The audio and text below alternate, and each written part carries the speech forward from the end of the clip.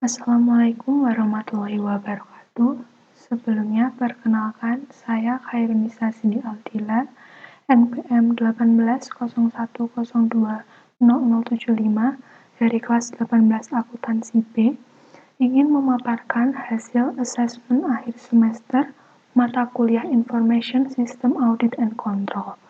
Nah, di sini sudah ada 10 soal yang harus kita kerjakan menggunakan aplikasi ACL. Langsung saja untuk soal yang pertama, ini ada apakah terdapat data error dalam semua tabel tersebut. Nah, untuk pengerjaannya langsung kita buka saja di aplikasi ACL. Nah, tadi saya sudah memasukkan seluruh tabel yang digunakan pada pekerjaan ini. Yang pertama ada gaji, kemudian hutang, pegawai, pelanggan, pemasok, persediaan, dan piutang. Nah, untuk yang pertama tadi kan kita akan mengecek apakah ada data error atau tidak. Caranya, yang pertama kita klik data, kemudian verify, kemudian kita pilih verify file, kemudian add all, kemudian tekan OK, OK lagi. Nah, di sini terdapat hasil dari gaji, itu hasilnya null data validity error detected. Berarti ini tidak ada data yang error. Lanjut ke hutang. Sama caranya seperti yang tadi, kita buka data, verify file, add all, OK lagi. Nah, untuk hutang juga null data validity error detected. Nah, kita cek semuanya satu-satu untuk semua tabel sampai ke tabel piutang. Caranya tetap sama. Nah, ini juga pada pegawai juga tidak ada data yang error. Jadi untuk soal nomor 1 ini tidak terdapat data yang error dalam tabel gaji, hutang, pegawai, pelanggan, pemasok, persediaan, piutang. Ya, lanjut untuk soal pada nomor 2. Ini soalnya informasi yang didapat dari bagian akuntansi adalah bahwa saldo utang dagang perusahaan senilai 275.203,97 US dollar. Konfirmasikanlah data tersebut. Benarkah nilainya?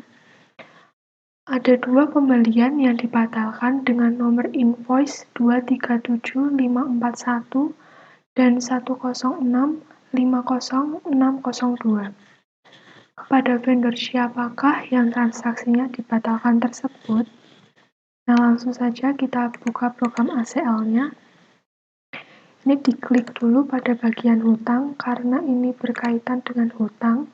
Kemudian kita klik data, join tabel. Nah, pada secondary tabelnya ini kita pilih pemasok. Secondary case-nya kita pilih vendor number. Klik OK. Primary case-nya kita juga pilih vendor number. OK lagi. Untuk primary file-nya kita add all semuanya. OK. Kemudian secondary file-nya add all juga. OK lagi. Nah, jangan lupa dicentang pada bagian presort secondary tabelnya. Nah, untuk to-nya kita tulis gabungan pemasok dan hutang. Kemudian klik OK. Nah, setelah itu pada bagian filter di pojok kiri ini, kita pencet ini, simbol ini. Nah, karena kita akan mencari invoice number-nya, kita pilih invoice number. Nah, setelah itu ketik sama dengan, kemudian masukkan nomor tadi yang pada soal yang ingin kita cari. Yang pertama, 2374541. Kemudian klik verify. Oke lagi. Nah, di sini udah ada hasilnya. Kita bisa lihat siapa nama vendornya siapa pada angka itu. Nah, nama vendornya ternyata Harris Project. Kemudian lanjut lagi untuk angka yang kedua, tadi pada soal. Kita hapus angka yang tadi, kita ganti 106 50602. Nah, kemudian enter. Nah, di sini juga sudah terlihat nama vendornya dengan nama Binford Tools. Jadi, untuk kedua nama vendornya itu Harris Project dan Binford Tools. Ya, kita lanjut untuk soal nomor 3. Berapakah jumlah transaksi pembelian yang terjadi setelah 1 Juli 2000? Berapakah total nilai transaksinya? Oke, langsung aja kita kerjakan di SEL. Kita klik hutang terlebih dahulu karena ini berkaitan dengan hutang. Kemudian klik Analyze, Total File lagi. Nah, kita pilih ya Invoice Amount. Oke. Nah, klik di If. Di If ini kita pilih Invoice Date karena berkaitan dengan tanggal. Nah, karena tadi dipertanyakan setelah 1 Juli, jadi kita pilih tanda yang ini. Kemudian date-nya kita cari 1 Juli 2000.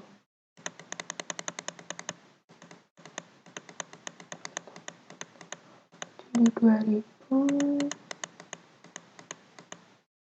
tanggal 1 ya. Oke. Kemudian lupa di verify. Oke lagi. Kemudian oke. Nah, di sini udah ada hasilnya, invoice date-nya 71 record made, kemudian invoice amount-nya 175,209,92. Nah, jadi jumlah transaksi pembelian yang terjadi setelah 1 Juli 2000 itu ada 71, kemudian total nilai transaksinya 175.209,92. Yang selanjutnya, soal nomor 4, hitunglah rata-rata harga beli produk, 5 nilai tertinggi harga beli produk, 5 nilai terendah harga beli produk. Langsung saja kita buka aplikasi ACL, kita klik pada bagian hutang, kemudian Analyze, Statistik, kemudian Statistik on. Kita pilih yang unit cost. Klik OK. Nah, jangan lupa dicentang bagian ini, standard deviation. Kemudian klik OK. Nah, di sini sudah muncul untuk hasil rata-rata, 5 nilai tertinggi, 5 nilai terendah. Untuk rata-ratanya ini 14,92, kemudian ini 5 nilai tertingginya, dan kemudian ini 5 nilai terendah. Yuk kita lanjut pada soal nomor 5. Soalnya, klasifikasikan produk sesuai dengan letak penyimpanannya menurut judgement Anda sebagai seorang auditor. Di manakah letak gudang yang perlu mendapatkan perhatian lebih? Apa alasannya? Langsung saja kita buka program ACL-nya. Kita klik pada persediaan, karena ini berkaitan dengan persediaan. Kemudian Analyze, Classify, Subtotal File. Kemudian di add all saja, langsung semuanya. Kemudian OK lagi. Nah, di sini udah muncul data hasilnya. Menurut saya, lokasi yang perlu mendapatkan perhatian lebih itu yang pertama nomor 22. Bisa kita lihat sendiri di sini untuk quantity-nya itu sangat rendah, bahkan pada quantity on order-nya itu 0. Nah, karena dengan adanya quantity yang rendah ini tuh justru kita harus mengadakan pemesanan kembali. Kemudian pada lokasi nomor 5. Kalau dilihat nomor 5 kuantitinya ini paling tinggi sendiri. Nah, untuk tinggi sendiri seperti ini tuh justru menurut saya malah berbahaya. Karena persediaan yang tinggi itu malah akan menimbulkan kerusakan apabila terlalu banyak begitu. Itu saja sih menurut saya untuk lokasi nomor 2. Maaf ada gangguan nomor 2 dan nomor 5. Lanjut kita untuk soal nomor 6. Soalnya buatlah kelompok utang berdasarkan nilai transaksi dengan jumlah kelompok sebanyak 5 kelompok. Range nilai transaksi berapakah yang paling tinggi prosentasenya? Langsung saja kita buka program ACL-nya. Kita klik pada bagian hutang. Kemudian analyze, statistical, profile, kemudian profile file. Kita pilih yang invoice amount. Oke lagi. Nah, untuk hasil invoice amount-nya itu dari 278.641,33, minimumnya 14,88, maksimumnya 56.767,20. Selanjutnya kita klik analyze lagi, kemudian pilih yang stratified. Nah, intervalnya kita ganti 5 sesuai dengan soal tadi. Kemudian klik OK. Nah, di sini tadi untuk soal yang diberikan kan range nilai yang paling tinggi presentasinya. Nah, di sini range yang nilai presentasi yang paling tinggi itu 14,88 sampai 14.365,34 karena ini range-nya sangat cukup jauh. Jadi 5 kelompoknya ini hasilnya. Yang selanjutnya untuk soal nomor 7, sebutkan 4 karyawan dengan gaji tertinggi dan 4 karyawan dengan gaji terendah. Sebutkan 3 karyawan yang paling senior dan 3 karyawan paling junior. Langsung kita buka saja program ACL-nya. Ini pada kolom pegawai. Kemudian klik data, join tabel. Nah, pada secondary tabelnya kita pilih gaji. Kemudian primary case-nya kita pilih menu ini ya. Oke. Kemudian secondary-nya sama menu. Oke lagi. Primary field-nya add all aja. Oke. Secondary field-nya add all juga. Oke. Jangan lupa present secondary tabelnya dicentang seperti yang tadi. Untuk date-nya saya akan menuliskan gabungan gaji dan pegawai. Oke. Klik yes.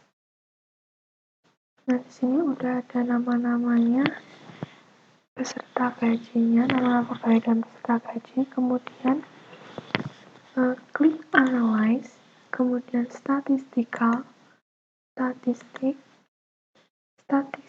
on. Karena di sini yang ditanyakan gaji tertinggi terendah. Yang pertama kita pilih gross pay. Oke. Jangan lupa ini standar deviation-nya dicentang, oke. Nah, di sini sudah muncul datanya untuk gaji tertinggi dan terendah. Gaji tertinggi, ini gaji terendah. Kita buka satu persatu. Untuk gaji tertinggi, ini atas nama Charmen.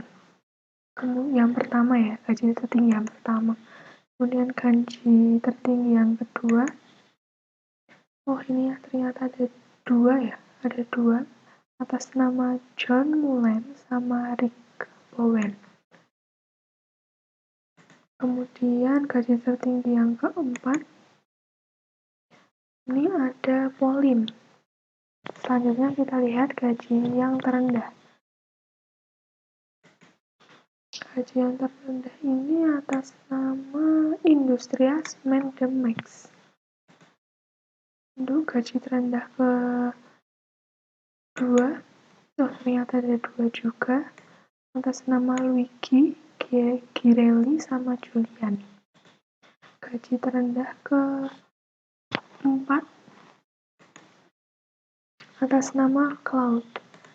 Nah, setelah gaji tertinggi dan terendah, kita akan mencari karyawan senior dan junior.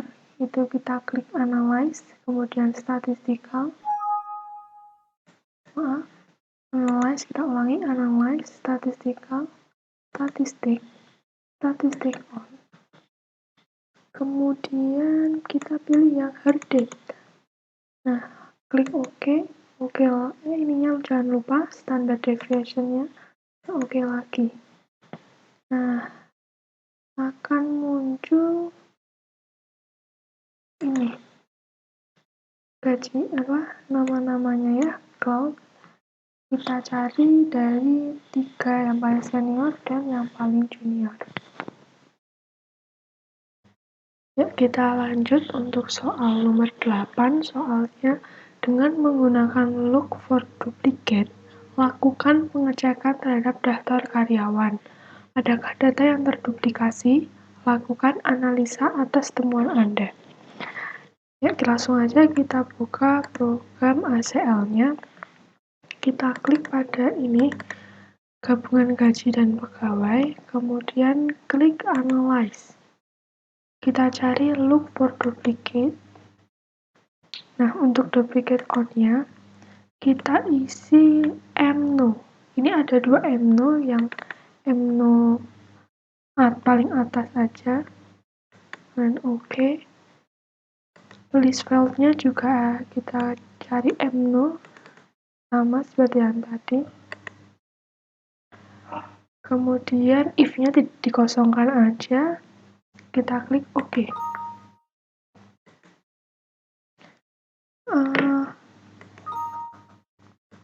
Kita harus menuliskan untuk bagian namanya, kita klik duplikasi aja, ketik duplikasi, kemudian OK lagi, yes. Nah, di sini terlihat tidak ada data yang terduplikasi. Lanjut ke nomor 9. Soalnya, lakukan join data, piutang, dan pelanggan. Analisislah data piutang sebelum dan setelah digabung. Adakah perbedaan? Jika ada, lakukan analisa penyebab terjadinya perbedaan tersebut. Langsung saja kita buka aplikasi ACL-nya. Yang pertama kita klik piutang dulu ya.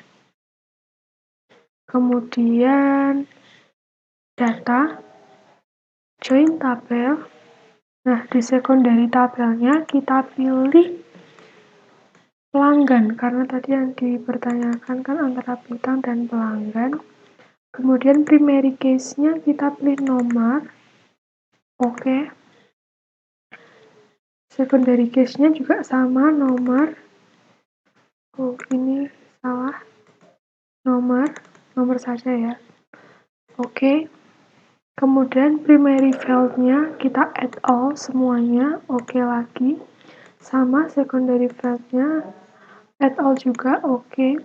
Kemudian Jangan lupa centang preset secondary tabelnya. Untuk to-nya kita ketik gabungan piutang dan pelanggan. Oke. Yes. Nah, di sini udah muncul hasilnya. Terdapat totalnya itu terdapat 770 data.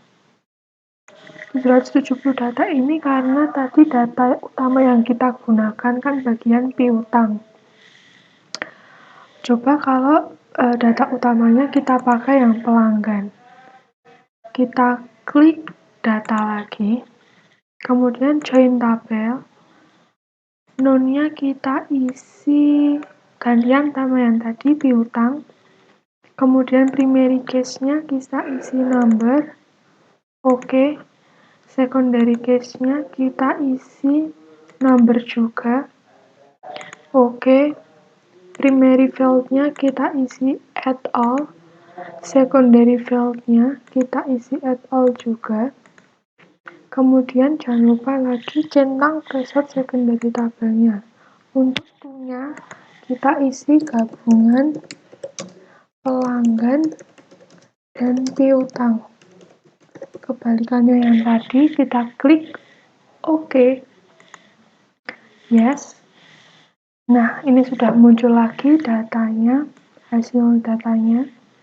Total hasil datanya ada 63. Lebih sedikit ya ini daripada yang piutang karena tadi kita utamanya menggunakan data pelanggan. Jadi apabila dibandingkan dari piutang dan pelanggan itu terdapat perbedaan. Untuk yang piutang apabila menggunakan data utama piutang totalnya 770 data, kemudian apabila menggunakan data utama pelanggan terdapat 63 data. Lanjut untuk soal yang terakhir, yang ke-10. Buatkan daftar nama pelanggan yang piutangnya jatuh tempo sebelum 1 Juni 2000. Lakukan ekspor daftar piutang yang jatuh tempo sebelum 1 Juni 2000. Yang pertama, klik data, export to order application. Kemudian yang kedua, pilih view, export as, pilih teks pada drop down list. Kemudian pada to, isikan jatuh tempo 1 Juni 2000. Kemudian isi NPM kalian. NPM masing-masing. Lalu saja kita buka program ACL-nya. Kita klik yang gabungan pelanggan dan piutang ini. Yang ada 63. Kemudian ini kita klik pada filter. Kita pilih do karena ini berkaitan dengan due date. Kemudian kita pilih ini kurang dari. Pada date kita isikan tanggal 1 Juni 2000.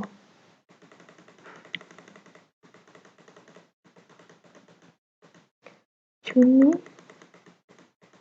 1 Juni 2000 tanggal 1. Oke. Kemudian di verify, jangan lupa klik OK lagi. OK lagi. Nah, ini terdapat data nama-nama perusahaan yang due date-nya sebelum tanggal jatuh temponya sebelum 1 Juni 2000 ya. Nanti untuk nama-nama pelanggannya kita bisa isikan ini connecting crop, share system, dan yang lainnya. Kemudian next, kita pilih data, export to order application, kita pilih yang view. Kemudian pada export as kita sudah klik tes, benar. Kemudian pada to-nya kita tuliskan jatuh tempo 1 Juni 2000 dan NPM ya. NPM saya, NPM masing-masing. Ya, setelah itu klik OK. Yes. Nah, di sini muncul hasil datanya. Di sini terdapat keterangan 16 16 of 63 meets the filter. Jadi terdapat 16 perusahaan yang jatuh temponya sebelum 1 Juni 2000 dari 63. Cukup sekian pemaparan hasil asesmen akhir semester mata kuliah Information is Audit and Control. Apabila terdapat banyak salah, saya mohon maaf. Wassalamualaikum warahmatullahi wabarakatuh.